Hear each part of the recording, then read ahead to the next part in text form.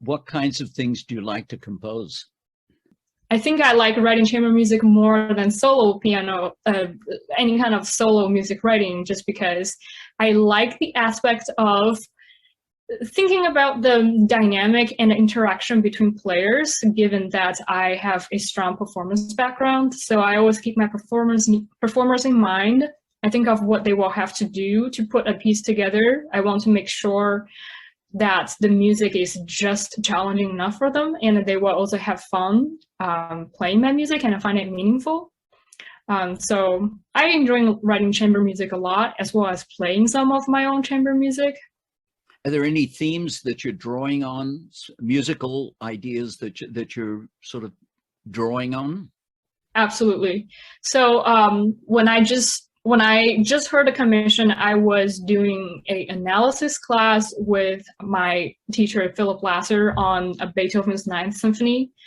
And that is a piece kind of commenting on the same topic, which is equality.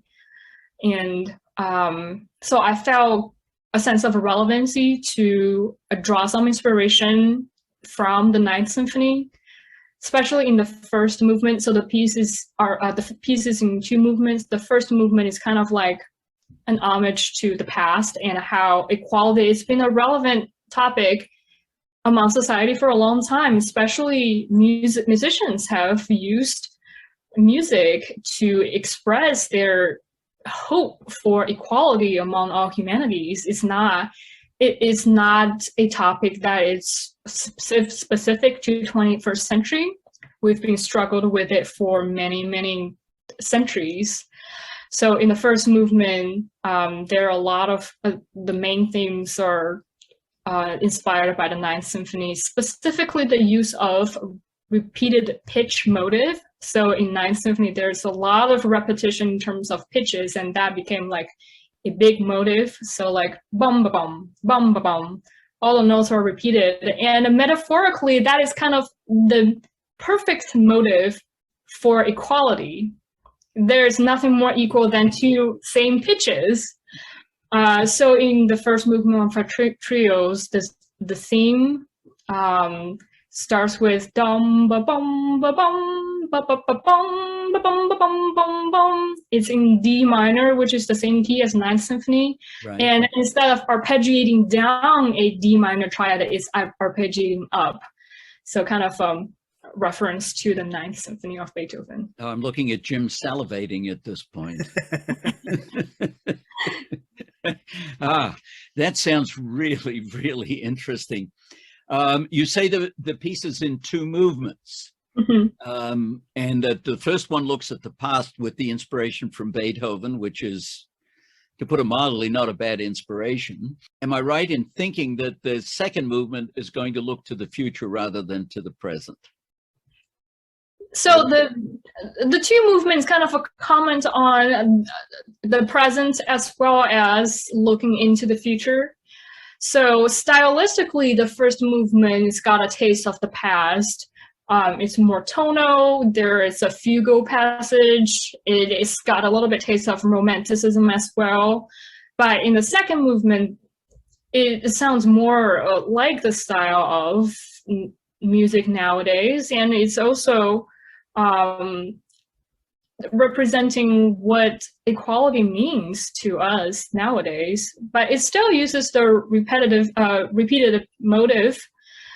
It starts off with piano playing a thematic material with all repeated pitch, but then there is, in the first section of the piece, there's kind of an alteration of the agitated, anxious music of the piano repeated pitch with the viola, almost the violent pizzicatos that comes on and off beats that is very unpredicted. And that is kind of how I feel in the past few years with everything that is going on in terms of justice and inequality. It's like there's a sense of urgency of working towards something. There's a sense of we're fighting against something, we're fighting to have a better future.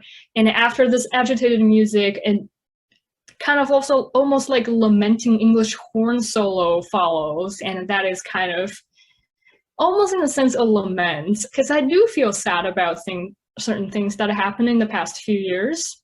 And not surprising. yeah, and I think it's important to just kind of express that frustration. So that is, so in the first section of the second movement, there's an alteration between, you know, kind of the fighting music and the lament music.